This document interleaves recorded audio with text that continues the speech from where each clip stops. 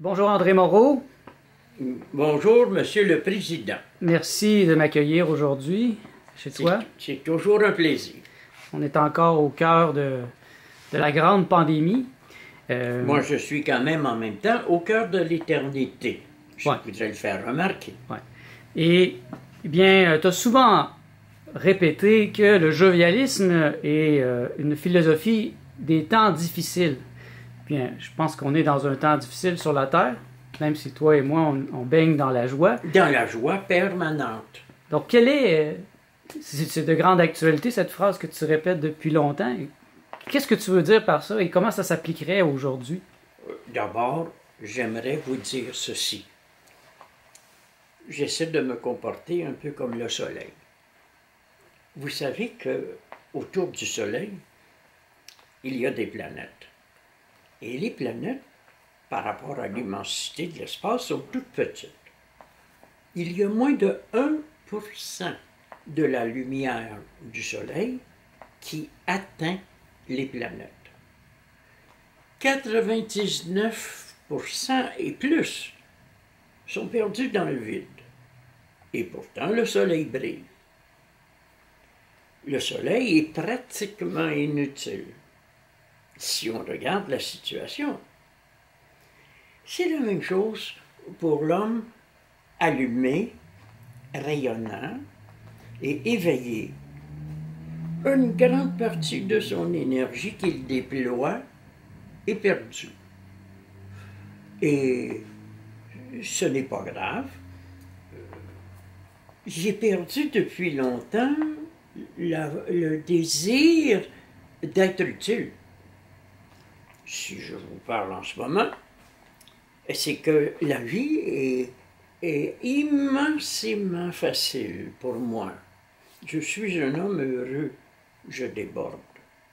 Bon, la situation de beaucoup de gens autour de moi est difficile. Regardez, la planète est immobilisée. Mais n'est-ce pas ce que je souhaitais dans mes ouvrages? Que tous les gens rentrent chez eux, qu'ils cessent de travailler. C'est assez curieux, mais c'est arrivé. Je regardais tout à l'heure les policiers sur l'avenue du Parc qui interrogeaient des gens dans leur voiture pour leur dire qu'ils étaient trop près les uns des autres. La police, évidemment, fait son boulot. Mais je vois de plus en plus qu'on nous dit quoi faire, comment nous comporter, que dire, que penser. On nous dirige. Il y a même des comédiens de la télévision qui recommandent aux téléspectateurs de faire ce qu'on leur dit. Vraiment.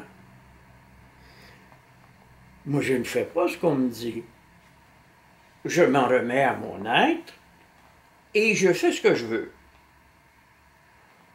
Mon autorégulation immanente fait que je ne contreviens pas aux lois.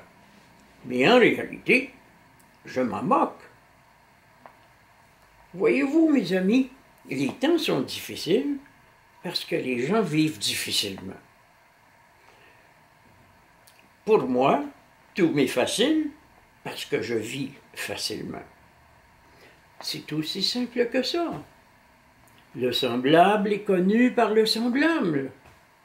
Si vous étiez dans la joie, vous seriez confronté à la joie universelle. Mais les gens sont dans le souci, la peur, la culpabilité, les appréhensions diverses et surtout ils se croient vulnérables. Pourquoi vous croire vulnérable? Pensez à la petite religieuse d'Hiroshima qui a reçu la bombe atomique sur la tête en 1945 et qui s'en est sortie indemne. Qu'est-ce qu'elle a fait? C'est peut-être pas ce qu'elle a fait qui compte, mais ce qu'elle était. Le jovialisme est une philosophie, je dirais, immunitaire. Lorsque l'on vit de son être profond, au lieu de faire des simagrées dans les églises, les synagogues, les temples variés, on s'en remet à soi-même, bien alors, la vie devient très facile.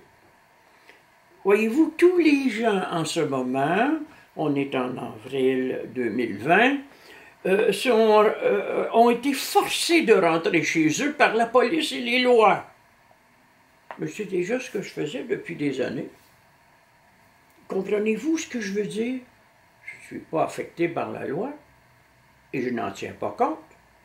Je suis déjà chez moi.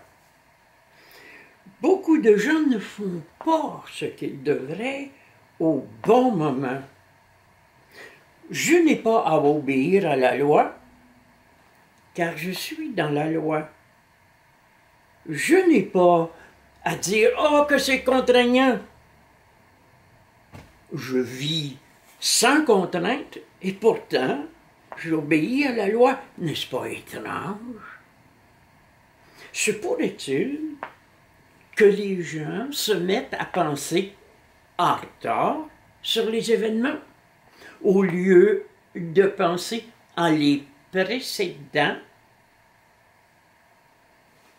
Vous savez, je donne toujours l'exemple de l'homme qui est confronté à un tigre.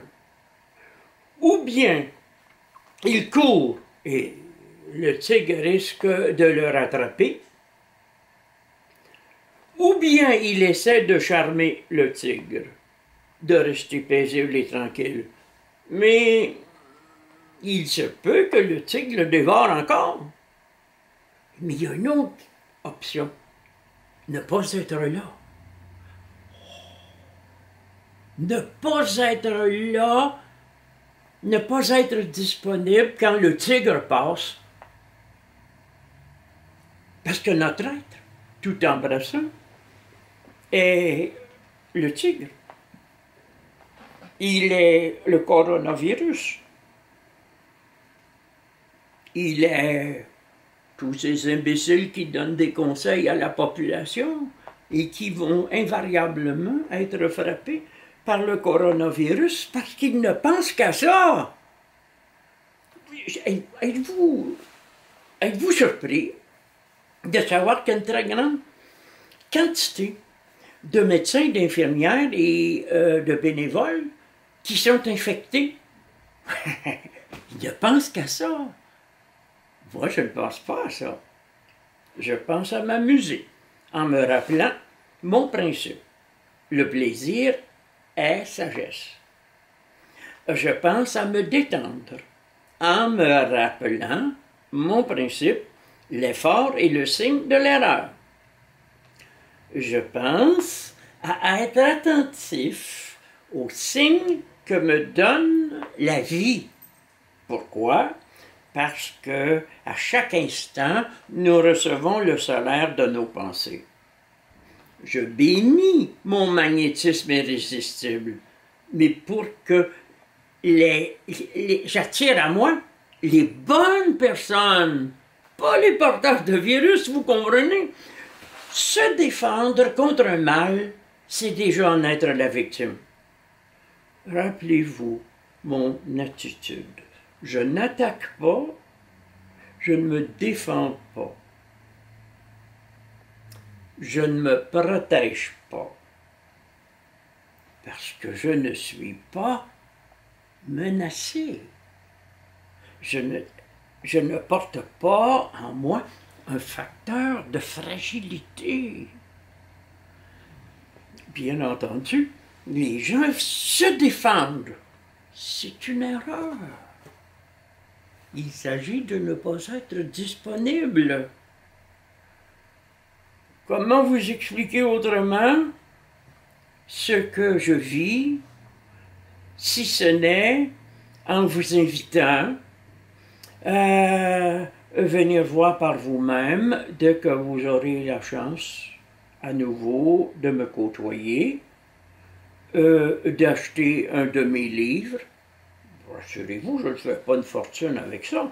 Très peu de gens sont d'accord avec les choses que je dis.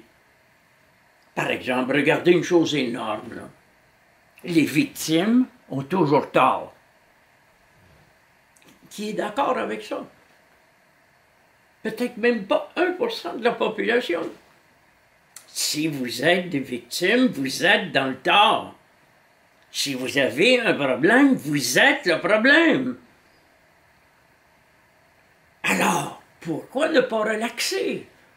Mais qu'est-ce qui pourrait faire qu'on s'amuse beaucoup, qu'on soit dans le bonheur, etc., sans que ça nous coûte rien? Ben, faire l'amour. Ah oui, mais on a cherché par tous les moyens détourner les citoyens des contacts à proximité. Ah ben oui, parce que si faire l'amour, c'est une relation indésirable par les temps qui courent. Alors, en isolant les gens, moi je suis pour la multiplication, et vous voyez devant vos yeux que la loi générale est pour la division. Isolez-vous. Protégez-vous. Cela signifie vous êtes en danger. Autrui est l'ennemi. N'écoutez pas ces gens-là, mes chers amis. Moi, je bénis même en dormant.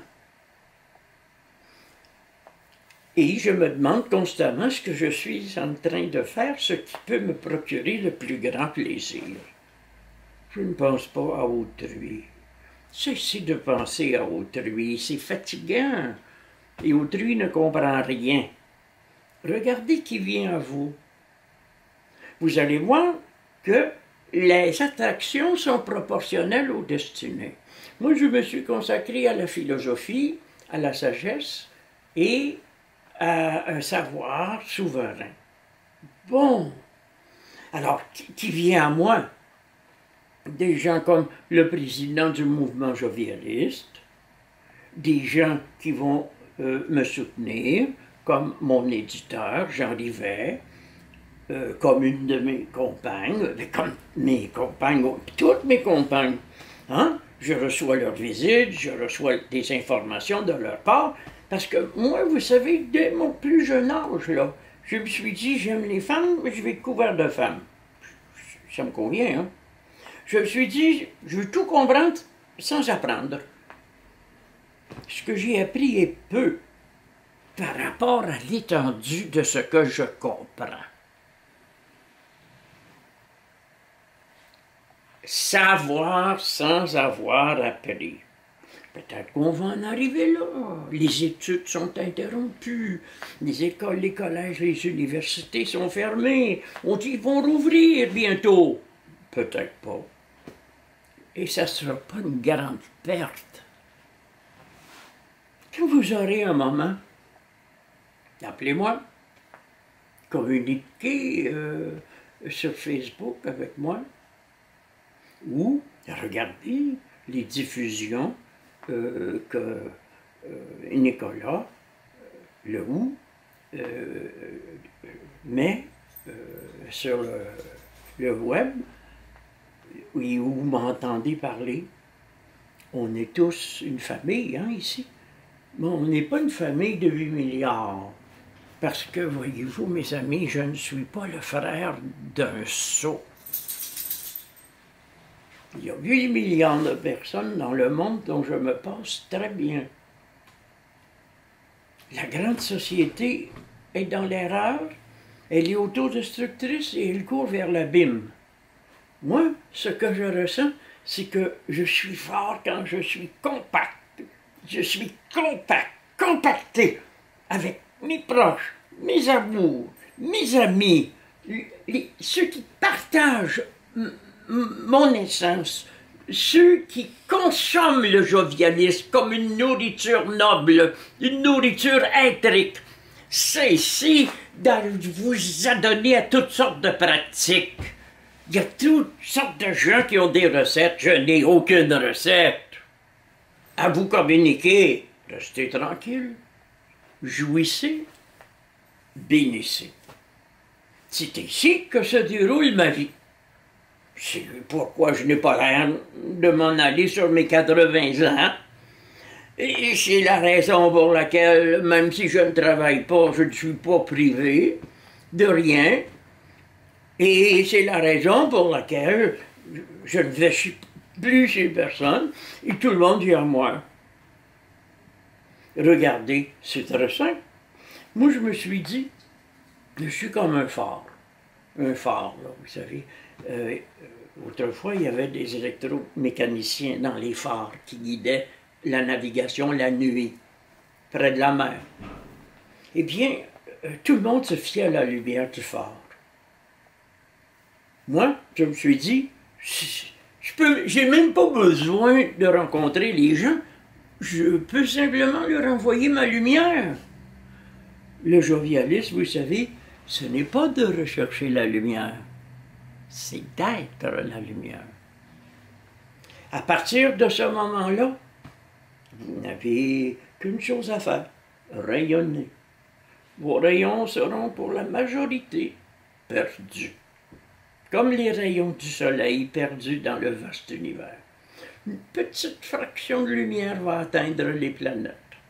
Et encore une majorité de ces planètes sont mortes ou inaptes à la vie.